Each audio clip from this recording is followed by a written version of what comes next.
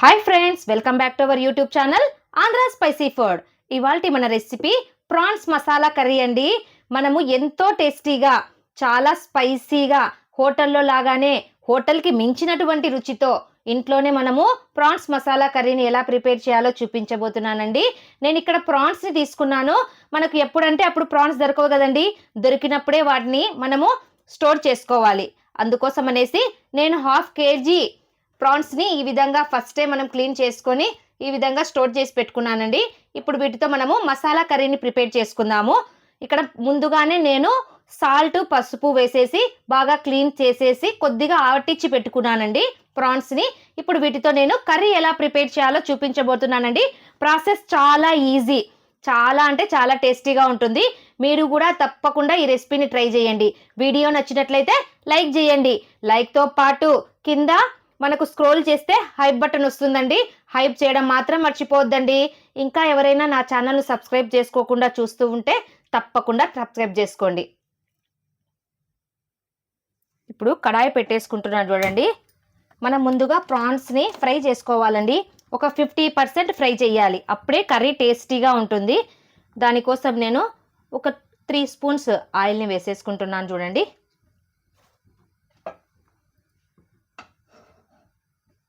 Oil బాగా heat ఎక్కాలండి. నేను ఫస్టే సాల్ట్, కొద్దిగా పసుపు వేసేసి దీన్ని బాగా ఆవటించుకున్నాను కదా, అందుకోసం అనేసి ఇప్పుడు వెంటనే ఈ ప్రాన్స్ ఇందులోనికి వేసేసుకోవాలి. 50% కుక్ చేసుకోవాలండి. నేను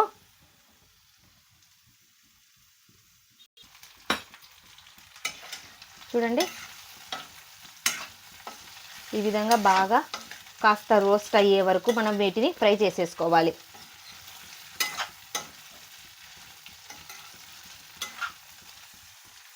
లో టు మీడియం ఫ్లేమ్లో పెట్టేసి ఫ్రై చేయండి, లేదంటే అడుగంటిపోతాయి. ఈలోపు మనము మసాలాను ప్రిపేర్ చేసేసుకుందాము.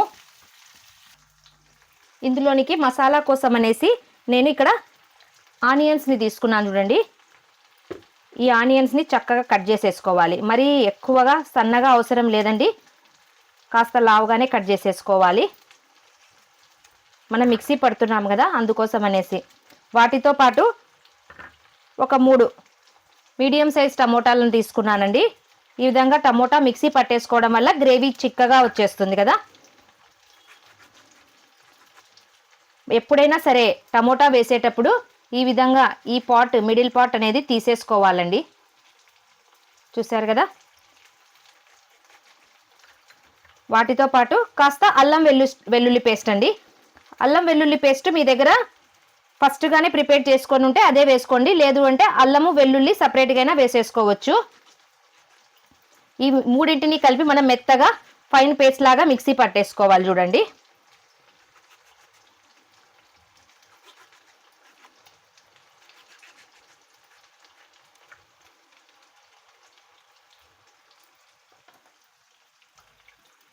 మిక్సింగ్ జార్లోకి వేసేసుకొని వీటితో పాటు అక్కడ 500 గ్రామ్స్ తీసుకున్నాను కదండి నేను ప్రాన్స్ని. ఇప్పుడు నేను 2 స్పూన్స్ వేసేసుకుంటున్నాను అల్లం వెల్లుల్లి పేస్ట్. మెత్తటి పేస్ట్ లాగా పట్టేసుకోవాలి చూడండి. చూడండి ప్రాన్స్ 50% కుక్ అయిపోయాయి చూడండి, చాలా రోస్ట్గా మారిపోయాయి కదా. ఇప్పుడు వీటిని సైడ్కి తీసేసుకుందాము.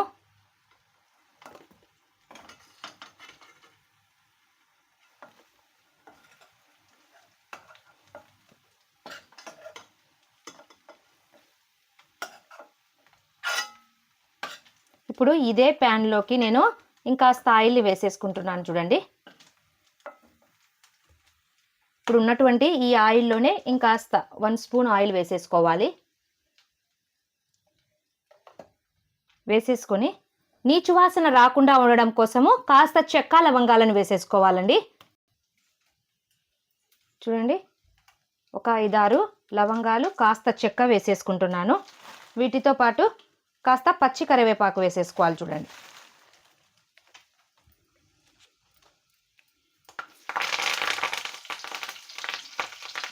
ఇప్పుడు మనం మిక్సీ పట్టేసుకున్నటువంటి ఈ పేస్ట్ ఇందులోనికి వేసేసుకొని మసాలా బాగా ఫ్రై అయ్యేంత వరకు, అంటే గోల్డెన్ కలర్లో వచ్చేంత వరకు మనం దీన్ని బాగా మీడియం ఫ్లేమ్లో పెట్టేసి బాగా ఫ్రై చేయాలి. మసాలా ఎంత బాగా ఫ్రై అవుతుందో కర్రీ అంత టేస్టీగా ఉంటుందండి.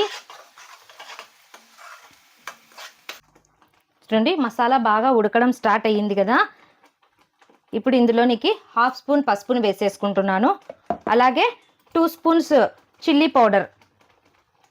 నేను 1/2 కేజీ తీసుకున్నాను కదా రొయ్యలను, అందుకోసం అనేసి కొద్దిగా స్పైసీగా ఉండడం కోసం నేను 2 స్పూన్స్ చిల్లీ పౌడర్ని వేసేసుకుంటున్నాను. దాంతో పాటుగా టేస్ట్కి తగినంత సాల్ట్ని వేసేసుకోవాలి. ఆల్రెడీ కాస్త ప్రాన్స్లో మనము సాల్ట్ని వేసేసుకున్నాము కాబట్టి ఇందులోనికి కాస్త వేస్తున్నాను సాల్ట్. మళ్ళీ టేస్ట్ అడ్జస్ట్ చేసుకుందాము చూసి.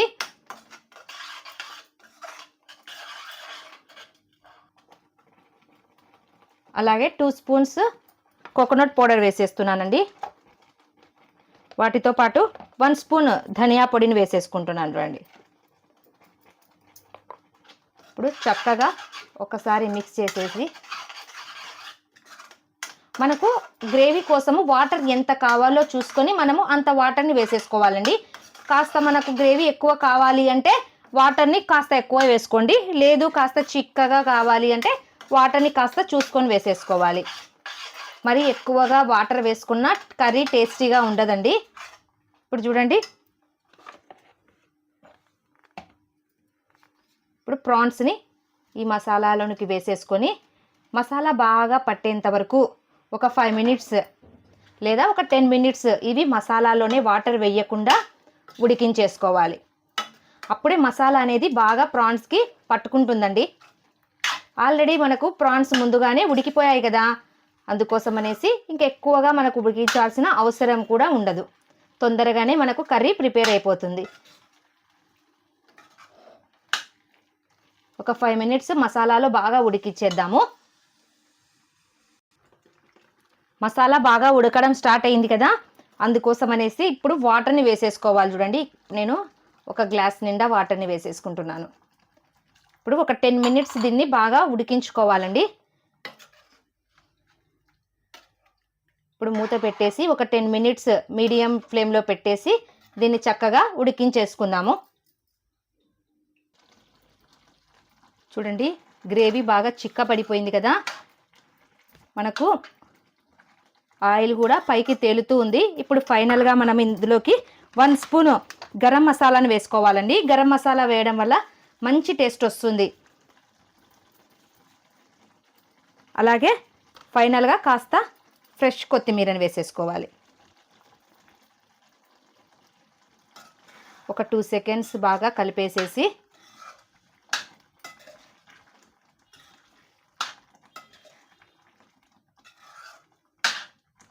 మనం స్టవ్ ఆఫ్ చేసుకోవడమేనండి. చూడండి, కర్రీ బాగా చిక్కగా వచ్చేసింది కదా.